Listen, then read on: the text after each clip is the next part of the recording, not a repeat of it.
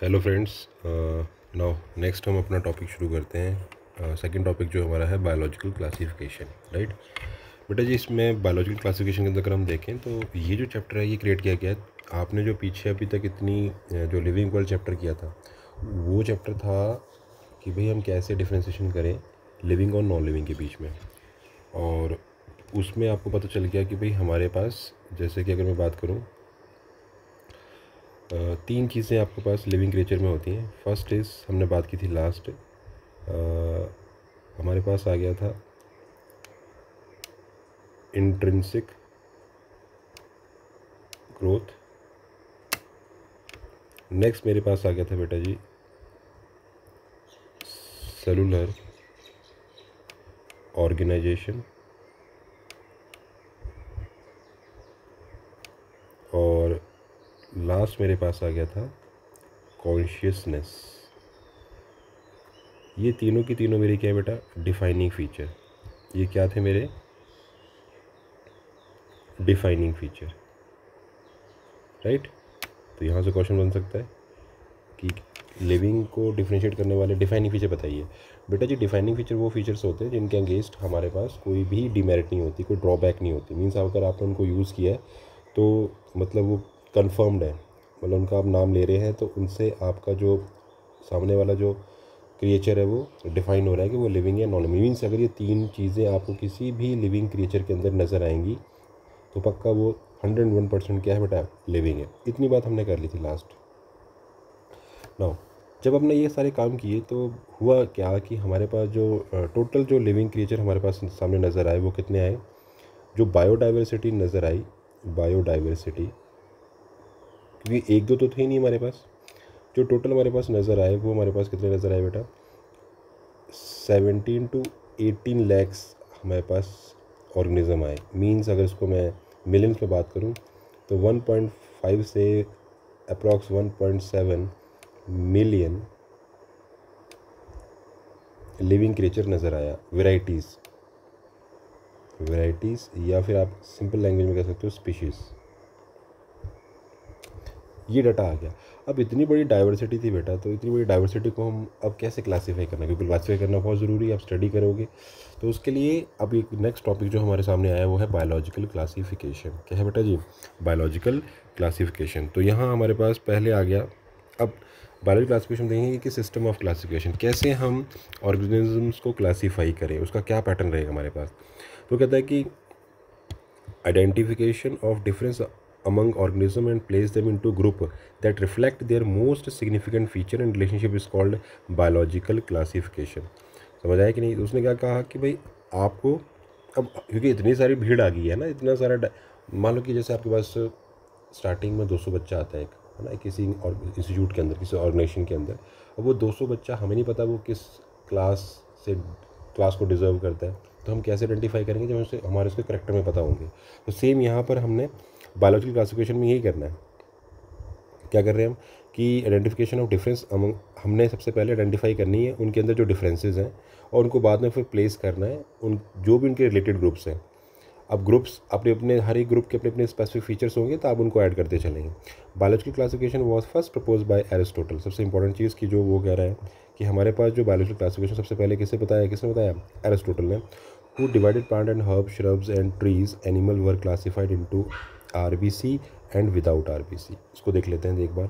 तो अगर थोड़ा सा हम प्रिमिटिव टाइम में जाएँ तो सबसे पहले जो हमारे पास बेटा जी क्लासिफिकेशन आई, नंबर फर्स्ट, सबसे पहले वाली जो क्लासिफिकेशन को बोलते हैं एरिस्टोटल क्लासिफिकेशन, राइट। क्या है बेटा हमारे पास एरिस्टोटल क्लासिफिकेशन। इस क्लासिफिकेशन में हमें बताया गया कि जो साइंटिस्ट थे हमारे पास एरिस्टोटल, उन्होंने सिंपली कहा कि इस अर्थ पर जो चीज़ें अवेलेबल हैं उसके अकॉर्डिंग अगर मैं बात करूँ तो सिर्फ दो ही चीज़ें हैं। यानी कौन कौन है, प्लांट वर्सेस एनिमल, राइट। और उन्होंने कहा कि प्लांट्स को भी मैं डिफ्रेंशिएट करूँगा टोटल 3 कैटेगरीज में। पहले मेरे पास आएंगे बेटा जी हर्ब्स, फिर आएगा बेटा जी श्रब्स, और फिर मेरे पास आएंगे ट्री। और एनिमल्स को उन्होंने भी फर्दर 2 कैटेगरी में कैटेगराइज किया। एक इन्होंने रखा रेड ब्लड एनिमल, और दूसरी इन्होंने बात की कलरलेस या वाइट ब्लड एनिमल्स। मीन्स उन्होंने ये कहा सिंपली, क्योंकि इन्होंने जब ये बात बोली वो टाइम बहुत पुराना था ना, मतलब जब कुछ भी नहीं था, ना पेन ना पेंसिल, है ना, वो बहुत टाइम पहले। तो वो एक दार्शनिक थे, है ना। तो उन्होंने अपने हिसाब से बात सेट की कि भाई इस अर्थ पर अपना जो भी उनका नॉलेज था, उन्होंने कहा कि सिर्फ प्लांट और एनिमल ही मिलते हैं इस अर्थ के ऊपर, और कोई भी नहीं है। तो बेसिकली प्लांट्स को कैटेगराइज करने का क्रेडिट भी उन्हीं को जा रहा है। उन्होंने कहा यहाँ पे हर्ब्स होते हैं, श्रब्स होते हैं, ट्री होते हैं। और अगर मैं बात करूँ, हर्ब्स होंगे, श्रब्स और ट्री, ये कैटेगरी है प्लांट की। और एनिमल्स में उन्होंने कहा कि यहाँ पर आपको मिले रेड ब्लड एनिमल्स और दूसरे मिले वाइट ब्लड एनिमल्स। इतनी बात क्लियर है।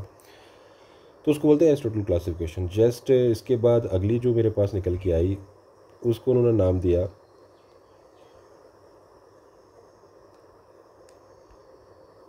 To kingdom classification. Two kingdom, याद आता है इसमें से question, two kingdom, sorry two, second जो हमारे पास आई वो आई टू किंगडम क्लासिफिकेशन, राइट। कहते हैं टू किंगडम क्लासिफिकेशन को हम एक और नाम दे सकते हैं। क्या नाम दे सकते हैं? टू किंगडम क्लासिफिकेशन को हम बोल सकते हैं लीनियस क्लासिफिकेशन, क्योंकि उसे लीनियस ने दिया था, तो हम उसको बोलते हैं, और इसका नाम दूसरा क्या है, और लीनियस, कैरोलस लीनियस जो थे हमारे, लीनियस क्लासिफिकेशन भी कहते हैं। इन्होंने क्या, ये कम से कम नेक्स्ट थोड़ा टाइम के बाद, है ना, 100-200 साल के बाद लीनियस आया, और लीनियस ने कहा कि भाई एरिस्टोटल बिल्कुल ठीक बोल रहे हैं, उन्होंने जो हमें कंसेप्ट दिया है बिल्कुल परफेक्ट है, बस उसमें एक आप चीज़ ऐड कर दें। आप सिंपल है वे में ऐसा ना बोलें कि प्लांट और एनिमल होते हैं। उन्होंने कहा कि आप बोले एक हमारे पास प्लांट किंगडम है और दूसरा हमारे पास एनिमल किंगडम है,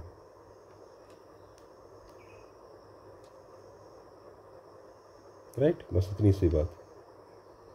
एक क्या हो गया हमारे पास, प्लांट किंगडम, और सेकंड कौन सा हो गया, एनिमल किंगडम। तो बेसिकली हमारे पास जो टू किंगडम क्लासिफिकेशन आई उसमें क्या बताया गया कि it consist of artificial and natural system of classification. Artificial system of classification was proposed by Linnaeus. तो इसे हम आर्टिफिशियल सिस्टम भी बोल रहे हैं। क्यों बोल रहे हैं? इसका रीज़न ये है कि आप यहाँ पर ऐड कर रहे हैं मॉर्फोलॉजिकल कैरेक्टर्स, इसीलिए इसको हम क्या बोल रहे हैं, ध्यान रखें, आर्टिफिशियल। क्योंकि आप एनाटॉमी चेक नहीं कर रहे, आप सेल का जो सेल का इंटरनल स्ट्रक्चर है या जो उसकी फिजियोलॉजिकल रिएक्शन उसे चेक नहीं कर रहे हैं, राइट, है ना। तो सिर्फ आप क्या कर रहे हो, मॉर्फोलॉजिकल कैरेक्टर जब चेक करते हो तो वो जो क्लासिफिकेशन सिस्टम कहलाता है उसे बोलते हैं आर्टिफिशियल क्लासिफिकेशन सिस्टम। और ये किसने दिया? लीनियस ने। The first natural system of classification was proposed by Schimper followed by Eichler. तो ये भी आपके लिए अच्छा क्वेश्चन है कि सबसे पहले अगर हम बात करें, स्किम्फर 1879 में और एक्लियर 1880, तो हमें अब ये नेचुरल सिस्टम कौन सा हुआ हमारे पास, natural system of classification. Natural system वो होगा बेटा जहाँ पर आप बात करेंगे, जहाँ हम बात करेंगे किसकी, नेचुरल सिस्टम में हम मॉर्फोलॉजिकल और एनाटॉमिकली करेक्टर की डिस्कशन करते हैं। मतलब आप सेल को बाहर से ही बात करें उसके सारे बिहेवियर की, और सेल की इनर की भी सारी जो भी उसकी मॉर्फोलॉजिकल और जो एनाटॉमिकल जो भी चीज़ें होती हैं उन सबको आप स्टडी कर रहे हो। तो जब आप किसी भी प्लांट को, मतलब किसी, जैसे मैं बात करूँ, जैसे मेरे पास एक प्लांट है, अब प्लांट को अगर आप बाहर से डिस्कस कर रहे हैं, है ना, सिर्फ बाहर की बातें कर रहे हैं कि उसका कलर कैसा है, डिज़ाइन कैसा है, बड़ा है, छोटा है, तो वो फिर आर्टिफिशियल क्लासिफिकेशन सिस्टम में आता है। लेकिन अगर आप उसको उसकी मॉर्फोलॉजिकल और एनाटॉमिकल दोनों चीज़ों को इंक्लूड कर रहे हैं तो आ जाएगा नेचुरल सिस्टम ऑफ क्लासिफिकेशन। इसके बाद एक और आता है, मतलब 3 कैटेगरी हो जाती है हमारे पास। जैसे अगर हम यहाँ सिर्फ ब्रॉड में बात करें तो हमारे पास जो पहला आता है वो होती है आर्टिफिशियल क्लासिफिकेशन। दूसरी होती है बेटा जी नेचुरल, और तीसरी होती है बेटा जी फाइलोजेनेटिकल क्लासिफिकेशन, इसका एक और नाम भी है इवोल्यूशनरी क्लासिफिकेशन, राइट। एक आगे आर्टिफिशियल, दूसरा नेचुरल, तीसरा फाइलोजेनेटिकल क्लासिफिकेशन और एवोल्यूशनरी क्लास। इसमें डिफरेंस क्या तीनों में? अभी मैंने आपको डिस्कस किया कि भाई पहले वाले में हम सिर्फ क्या बात करेंगे, जो मॉर्फोलॉजिकल कैरेक्टर्स हैं। सेकंड में हम क्या बात करेंगे, मॉर्फोलॉजिकल के साथ साथ हम बात करेंगे एनाटॉमिकली भी, मतलब इंटरनल और एक्सटर्नल दोनों चीज़ें काउंट करनी है। और फाइलोजेनेटिक में क्या करेंगे, बाकी सारी चीज़ें तो करनी है, इसमें आप साथ में उसके ओरिजिन की भी बात करेंगे कि वो उसका ओरिजिन का किस पॉइंट से हुआ है ना। तो उससे फिर चीज़ों को क्लासीफाई करने में और हेल्प होगी, क्योंकि पहले ऐसा हुआ कि भाई हमने कुछ जो चीज़ें डिफरेंट थी हमने उनको एक साथ कर दिया, और जो अलग अलग थी, जो चीज़ें सेम थी उनको हमने अलग कर दिया। जैसे मैं बेस्ट एग्जांपल दूँ उसका, तो जैसे बैट है, ह्यूमन है और ब्लू व्हेल है। इनका तीनों का हैबिटेट अपना अपना है, अलग अलग हैबिटेट है, और हम उसको अलग अलग मानते हैं, बट ऐसा नहीं है। जो मेरे पास तीनों की तीनों है वो कोई किस कैटेगरी से, किस क्लास से बिलोंग करती हैं, इनकी सेम क्लास है, ये मेमेलिया में आती है। तो ये हमें कैसे पता चला, जब हमने इनका एवोल्यूशनरी रिलेशनशिप चेक किया, जब हमने इनका फाइलोजेनेटिक क्लासिफिकेशन देखा। तो बेसिकली 3 क्लासिफिकेशन है, लेकिन अगर हम नॉर्मली हम चीज़ों की क्लासीफाई कर रहे हैं उसके हिसाब से हमारे पास पहला कौन सा आया, पहला आया एरिस्टोटल क्लासिफिकेशन, दूसरी आई 2 किंगडम क्लासिफिकेशन। आगे देखते हैं। जो साइंटिस्ट थे, जो इनकमिंग जो हमारे पास एजुकेशन थी, उसके हिसाब से हमने बात कर ली। अगला जो मेरे पास क्लासिफिकेशन सिस्टम आया उसका नाम था 3 kingdom classification. 3 kingdom classification.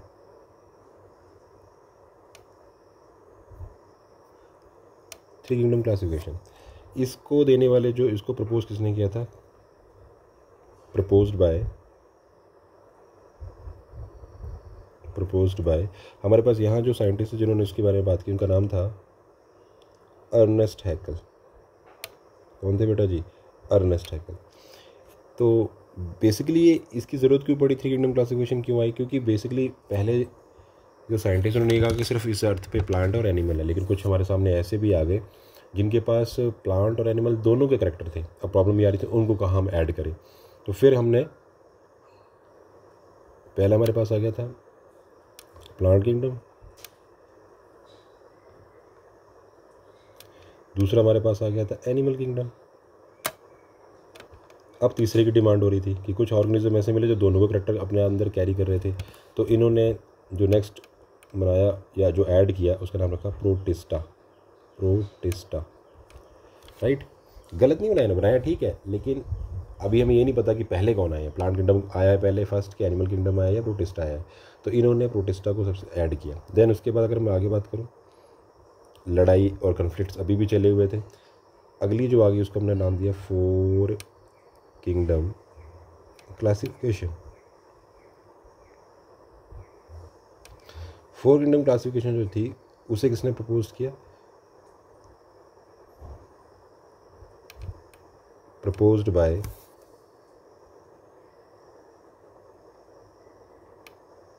Copeland. Right, जो 4th किंगडम क्लासिफिकेशन थी वो किसने दी, हमें कोपलैंड ने दी। और इन्होंने क्या किया, इन्होंने वही सेम, पहले हमारे पास था प्लांट किंगडम, फिर हमारे पास आ गया एनिमल किंगडम, फिर हमारे पास आ गया प्रोटिस्टा, और इन्होंने जो ऐड किया उसका नाम रखा मोनेरा।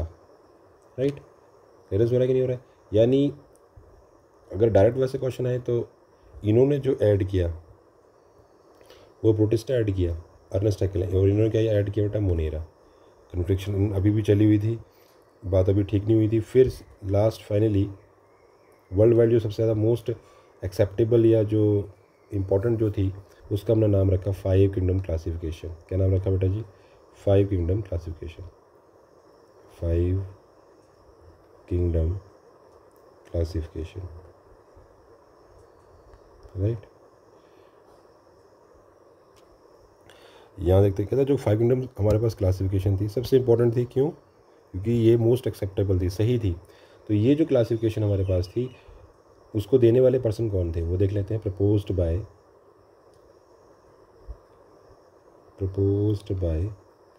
R.H. वाइटेकर। R.H. वाइटेकर। इसका ईयर भी इंपॉर्टेंट है, 1969 की ये बात है, जब इन्होंने कहा कि भाई आप लड़ो मत, मैं बताता हूँ, जो मैं बता रहा हूँ उसके प्रॉपर रीज़न है ना, मेरे पास क्राइटेरिया बेसिस है जिसके बिहाफ में मैंने बात की है। तो इन्होंने क्या कहा कि भाई मैं जो क्लासिफिकेशन है उसको एवोल्यूशन के हिसाब से यहाँ पे एक्सप्रेस कर रहा हूँ। उन्होंने क्या बताया कि सबसे पहले जो आएगा वो कौन आएगा? मोनेरा। फिर कौन आएगा बेटा? प्रोटिस्टा, जो ऑलरेडी लोगों ने बता दिए थे लेकिन इन्होंने मैनेज किया उसको। Monera, Protista, then Fungi, then Plantae और आखिरी एनिमेलिया। ठीक है, तो इन्होंने क्या कर दिया, इन्होंने बेसिकली हमारे पास मोनेरा, प्रोटिस्टा, फंजाई, प्लांटेई और एनिमेलिया 5 किंगडम्स के अंदर टोटल लिविंग क्रिएचर्स को डिफ्रेंशिएट किया। टोटल कितने बेटा हमारे पास कितने आ गए?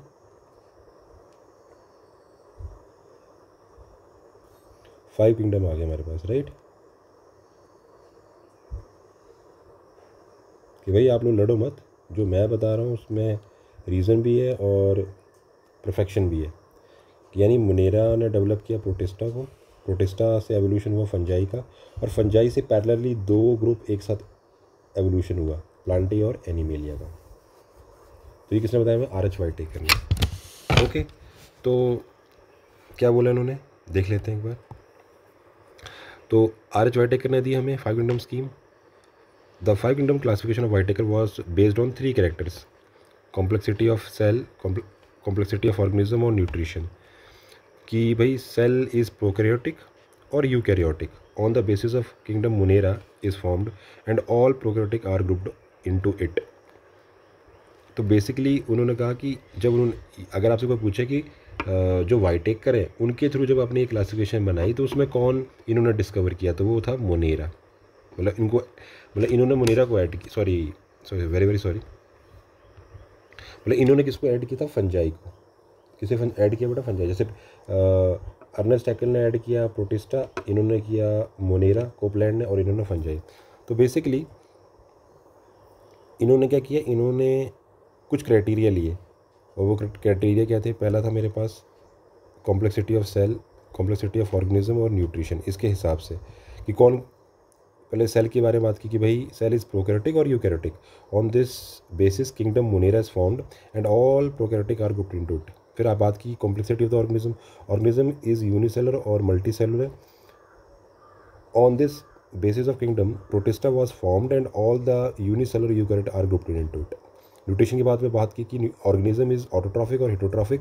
On this basis kingdom Fungi, Plantae और एनिमेलिया वर फॉर्म्ड। यानी जब न्यूट्रिशन की बात की तो ये वाले किंगडम बने, जब कॉम्प्लेक्सिटी की बात की तो हमने किंगडम बात की प्रोटिस्टा बना हमारा, मतलब किसके बिहाफ पे कि वो यूनिसेलुलर है, ये मल्टीसेलुलर। और जब हमने प्रोकैरियोटिक और यूकैरियोटिक के हिसाब से बात की तो कौन फॉर्म्ड हुआ? Kingdom Monera. ठीक है, तो द 5 किंगडम क्लासिफिकेशन बाय वाइटेकर। इस तरीके से जो 5 किंगडम स्कीम हमें मिली वो किसके थ्रू मिली? किंगडम। अब तो देख लेते हैं एक बार। यानी कि हमारे पास जो बेसिस थे क्लासिफिकेशन के, बेसिस ऑफ क्लासिफिकेशन, वो क्या क्या है? Basis of classification,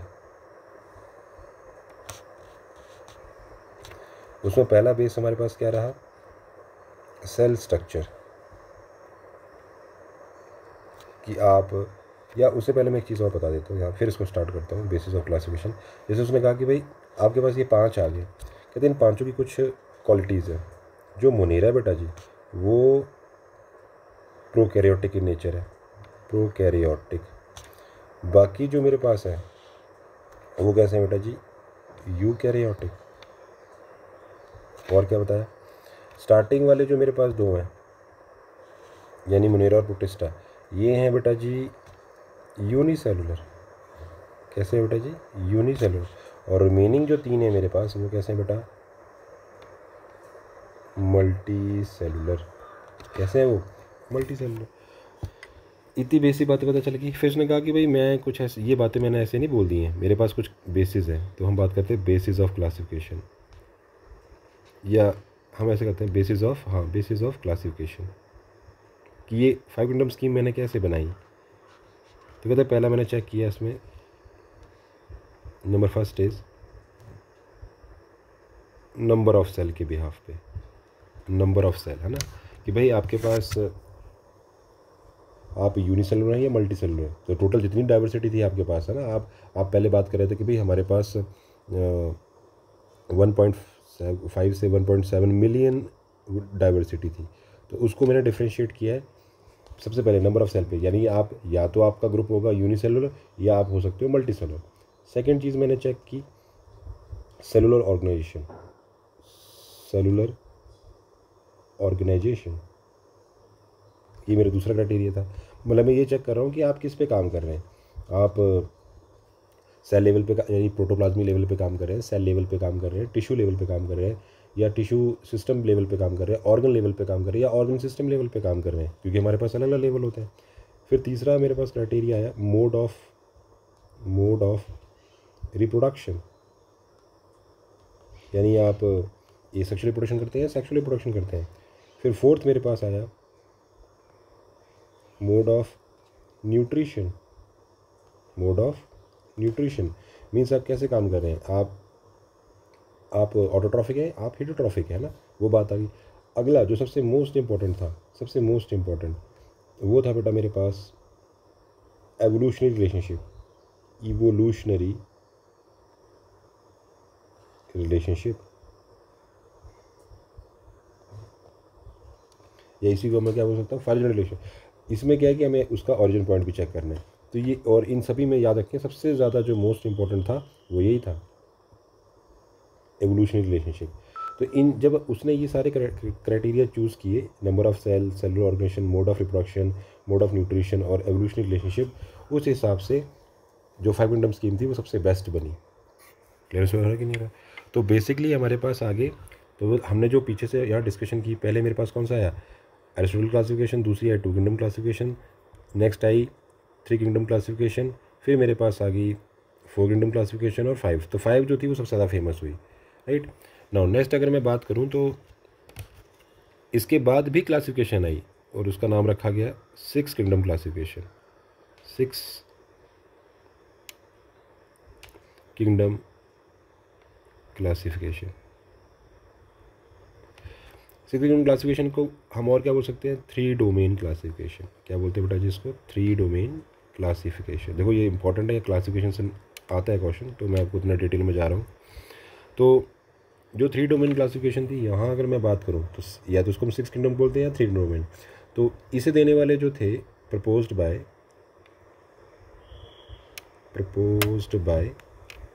Karl Woese, very very important, Carl Woese. उनका कि जो वाइटेकर साहब उन्होंने सब कुछ ठीक बोला है, बस आप क्योंकि प्रॉब्लम क्या हुई कि इन्होंने जब डिस्कवरी की तो इनको कुछ चीज़ें मिली, इन्हें कुछ ऐसे बैक्टीरिया मिले जो बेसिकली एक्सट्रीम कंडीशन वाले थे, जैसे कि अभी बात करते हैं। तो इन्होंने क्या किया, इन्होंने 3 डोमेन क्लासिफिकेशन बना दी। 3 डोमेन में इन्होंने क्या कहा कि इन्होंने पूरे अर्थ पर जो लिविंग क्रिएचर थे उनको 3 डोमेन में डिफ्रेंशिएट कर दिया, लाइक दिस। यानी कहने का मतलब अभी तक आप नॉर्मली आप बात करते हो सबसे बड़ी यूनिट कौन सी होती है क्लास में, किंगडम। किंगडम से छोटा कौन होता है, फाइलम या डिवीज़न। फिर कौन छोटा होता है, class, order, family, genus, species. तो आपकी सबसे बड़ी जो यूनिट है वो किंगडम है, सबसे छोटी कौन सी है, स्पीशीज़ है। ये मैं पता है, ऑलरेडी पता है। लेकिन किंगडम से बड़ा भी हो गया, यानी अब हम बात कर रहे हैं डोमेन्स की। तो मेरे पास ये डोमेन आ गए, ये मेरा है फर्स्ट डोमेन, ये आ गया फर्स्ट डोमेन, ये आ गया मेरे पास सेकंड डोमेन, और ये मेरे पास आ गया थर्ड डोमेन। ओके, तो यहाँ अगर मैं बात करूँ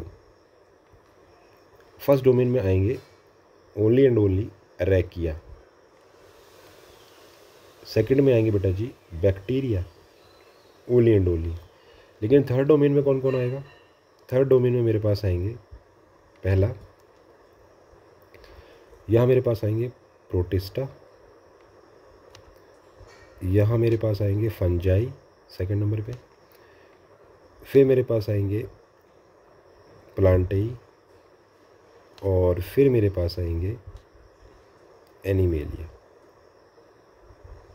देख रहे हो आप? तो बेसिकली हमारे पास 3 डोमेन क्लासिफिकेशन में जो किंगडम आए वो कितने आए बेटा हमारे पास? किंगडम जो हो गए वो हमारे पास हो गए रैकिया, बैक्टीरिया, प्रोटिस्टा, फंजाई, प्लांटेई और एनिमेलिया। यानी इसको इसीलिए हम बोलते हैं 6 किंगडम क्लासिफिकेशन। तो 1 2 3 4 5 6। यानी बेसिकली किया क्या किया हमने, क्या कि जो मेरे पास मुनेरा था ना, मुनेरा, ये जो मुनेरा है इसे मैंने बाइफ्रिकेट कर दिया।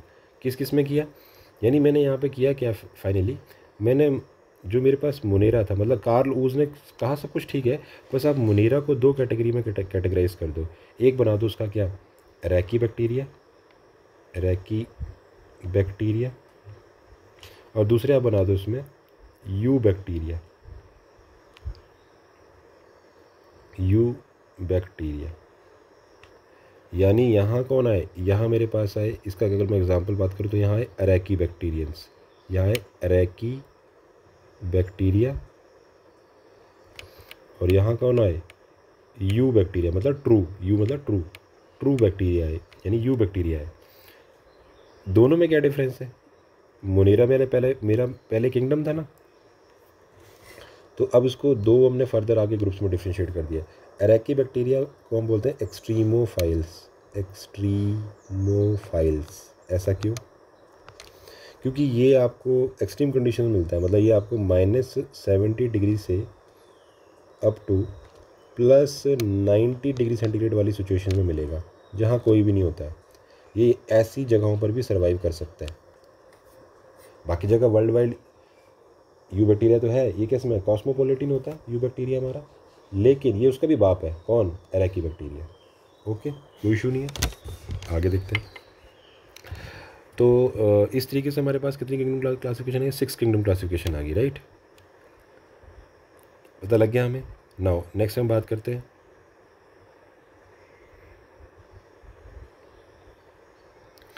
फिर जब हमने ये चीज़ें क्लासीफाई की तो अब हमें एक एक करके सब कुछ डिस्कस करना पड़ेगा ना। जैसे कि मैं पहले बात करूँ, मेरे पास अब जो डिस्कशन करने वाले जो किंगडम है, पहले हम बात करेंगे, पहले मैं बात करूँगा मुनेरा की, फिर मैं बात करूँगा प्रोटिस्टा की, फिर हम बात करेंगे, मुनेरा हो गया, प्रोटिस्टा हो गया, फिर हम बात करेंगे फंजाई की, फिर हम बात करेंगे, एक हो गया मुनेरा, प्रोटिस्टा, फंजाई, देन प्लांटेई, और फिर हम बात करेंगे एनिमेलिया। ये सबको डिस्कस करना पड़ेगा हमें, ठीक। तो जैसे मैं यहाँ बात कर रहा हूँ, मेरा पहला जो शुरू होता है, फर्स्ट जो हमारे पास आ गया वो आ गया जी किंगडम मोनेरा। कौन सा है बेटा जी? Kingdom Monera. तो इसमें अगर हम देखें तो उसने कहा कि पहले अभी ये कुछ चीज़ें तो हमें यही पता है, जैसे हम यहीं ऐड कर लेते हैं। हमें पता है कि जो मोनेरा है वो कैसा है, यूनिसेलुलर, वो तो ये भी है। ये कैसा बेटा, मल्टी सेलुलर। एक्सेप्शन है इसमें, फंजाई टोटली मल्टी सेलुलर होती है, बट एक उसमें एक्सेप्शन है, ईस्ट, वो एक्सेप्शन है, यानी सैक्रोमाइसिस सर्विसेई। जो ईस्ट होता है वो कैसा होता है, वो यूनिसेलुलर होता है, बाकी सब multi cellular, multi cellular, multi cellular, है ना। उसमें से भी अगर मैं बात करूँ, पहला वाला कैसा मेरे पास, प्रोकैरियोटिक, और बाकी जो रिमेनिंग है वो कैसे है, यूकैरियोटिक। अब हमें ये भी डिफरेंस पता होना चाहिए, what is the difference between pro and you. Prokaryotic versus eukaryotic. बेटा जी प्रो होता है प्रिमिटिव टाइप, प्रिमिटिव टाइप, और यू होता है वेल डेवलप्ड या एडवांस्ड, राइट। और कैरियोटिक का मतलब होता है न्यूक्लियस। तो जब आपके पास किसी सेल, जैसे मेरे पास सेल है, और सेल के अंदर उसका जेनेटिक मटेरियल डायरेक्टली उसके प्रोटोप्लाज्म में अवेलेबल हो। ये प्रोटोप्लाज्म है,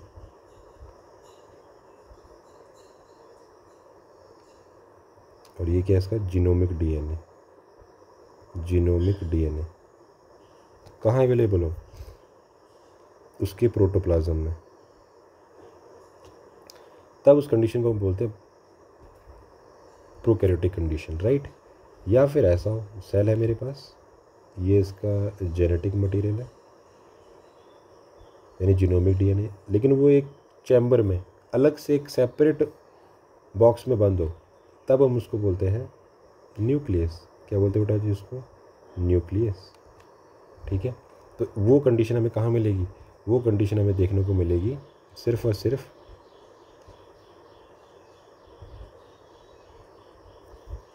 प्रोकैरियोटिक, राइट। तो यहाँ हमारे पास आप देख रहे हो कि नेक्ड, जो मेरे पास मेरा जो जीनोमिक डीएनए वो कैसा है? नेक्ड है ना। और ये कैसा है? ये कवर अप है with the help of nuclear envelope, यानी यहाँ वेल डेवलप्ड आपको न्यूक्लियर एनवलप मिल रही है या न्यूक्लियस मिल रहा है यहाँ बेचारा। तो ये एक्चुअल में सेल की रिक्वायरमेंट ही ऐसी है, इतनी बड़ी सेल है ही नहीं, यहाँ ज़रूरत होती है, तो इसलिए आप ऐसा रख करें। इतनी बात आ गई। तो पहले किंगडम मोनेरा को देख लेते हैं। तो सबसे पहले हम शुरू करते हैं, number first is Monera, kingdom Monera. ये मेरा फर्स्ट किंगडम आ गया बेटा जी। ओके, तो किंगडम मोनेरा में अगर हम बात करें तो इसमें सबसे बेस्ट जो एग्जांपल है, इसको लेकर अगर हम लीड करना है तो हम बैक्टीरिया की बात करेंगे। किसकी बात करेंगे बेटा जी? बैक्टीरिया की। चलो देख लेते हैं। तो यहाँ हमने कहा कि it include prokaryotes, typically unicellular होते हैं, but one group is mycelia. Genetic material is naked circular DNA, हमें पता है, not enclosed by nuclear envelope, not enclosed by nuclear envelope. Ribosome and simple chromatophore are only subcellular organelles in the cytoplasm. The ribosome are 70, ये हमें देखना पड़ेगा कि कैसे किस टाइप का होता है, 70s टाइप का होता है, और उसके भी दो पार्ट होते हैं, एक होता है 50s और एक होता है 30s. गैस वैक्यूल में be present. The predominant mode of nutrition is absorptive, यानी एब्जॉर्प्शन करता है, but some group are photosynthetic and chemosynthetic. Next, the organism are non-motile or move by beating simple flagella or by gliding. Flagella composed of many interbind chain of protein flagellum. तो ये important है. Monerian cells are microscopic.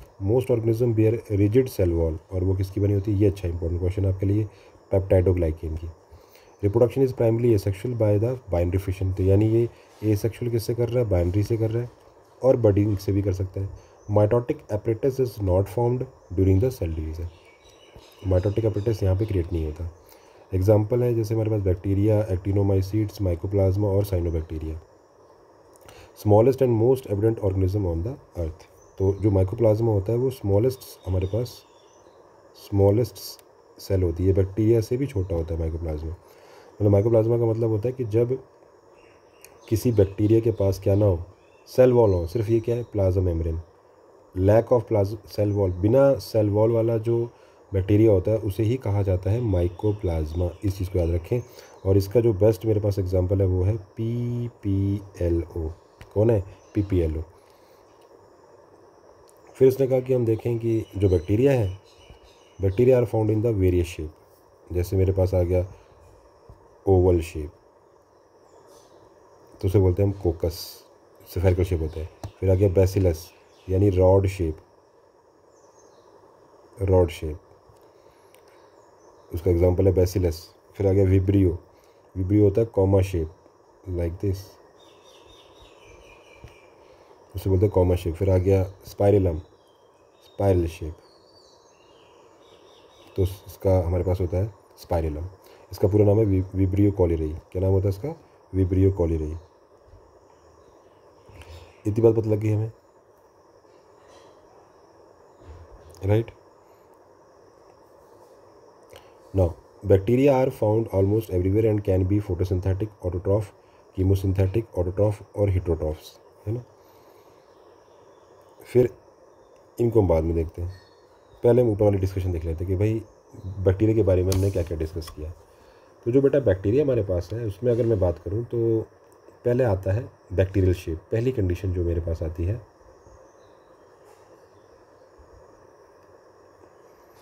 Number A point,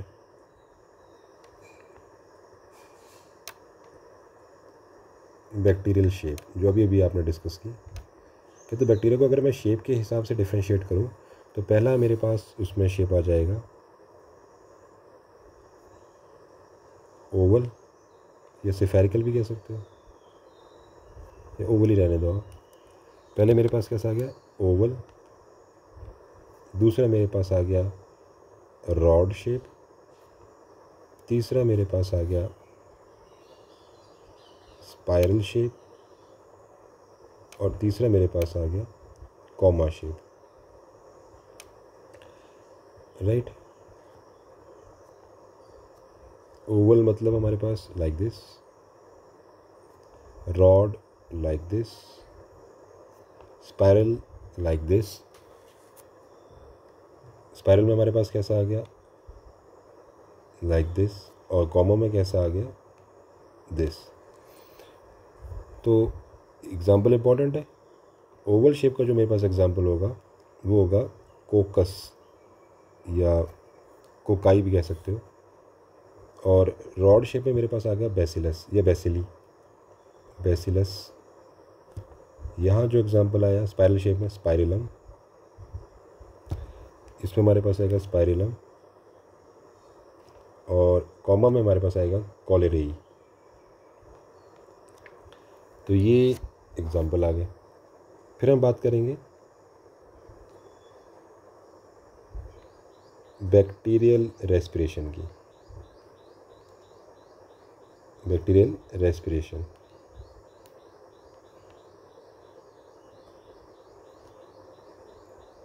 पहले हमने bacteria को classify किया shape के behalf पे, right. अब मैं बात कर रहा हूँ रेस्पिरेशन। तो सबसे पहले हमें रेस्पिरेशन का मीनिंग भी पता होना चाहिए। रेस्पिरेशन का मीनिंग क्या बेटा, रेस्पिरेशन का मीनिंग होता है जब मैं किसी रेस्पिरेटरी सबस्ट्रेट, किसी रेस्पिरेटरी सबस्ट्रेट लाइक एग्जांपल में मेरे पास आ गया कार्बोहाइड्रेट, ओ शिट, जैसे कि मेरे पास आ गया, मेरे पास कोई रेस्पिरेटरी सबस्ट्रेट जैसे कार्बोहाइड्रेट है ना, मेरे पास है प्रोटीन, मेरे पास है फैट या फिर लिपिड। इन सब को यानी ये रेस्पिरेटरी सबस्ट्रेट का मैं ब्रेक डाउन करूँ, और ब्रेक डाउन करके मैं क्या हासिल कर लूँ, एटीपी।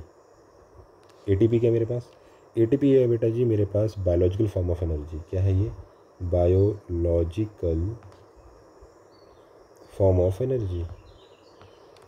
ओके, जब आपको ये हासिल हो जाए, एटीपी आपको मिल जाए, तो उसको बोलते हैं हम क्या, रेस्पिरेशन। ये जो फिनोमेना हुआ ये हुआ रेस्पिरेशन। लेकिन अभी हो सकता है कि ये फिनोमेना आप कर रहे हो ऑक्सीजन की प्रेजेंस में, या आप ये फिनोमेना कर रहे हो ऑक्सीजन की एब्सेंस में। अगर आपने ये काम किया ऑक्सीजन की प्रेजेंस में तो मैं इसको बोलूँगा एरोबिक रेस्पिरेशन। क्या बोलेंगे इसको, एरोबिक रेस्पिरेशन। अगर मैंने इसको किया उसकी एब्सेंस में तो मैं इसको बोलूँगा एन एरोबिक रेस्पिरेशन। क्या बोलूँगा उसको, एनरोबिक रेस्पिरेशन। तो उस हिसाब से फिर वो ऑर्गेनिज्म भी कहलाएगा। तो आप उसको बोलोगे फिर एरोबिक, जिस बॉडी में जिसमें हो रहा होगा, तो एक बन जाएगा मेरा एरोबिक बैक्टीरिया और एक मेरा बन जाएगा एनएरोबिक बैक्टीरिया। ओके, समझ आएगी नहीं। चलिए थैंक यू। बाकी हम नेक्स्ट वीडियो में देखते हैं, क्योंकि चैप्टर थोड़ा बड़ा है तो उसको हम अलग अलग पार्ट्स में देखेंगे। Thank you so much.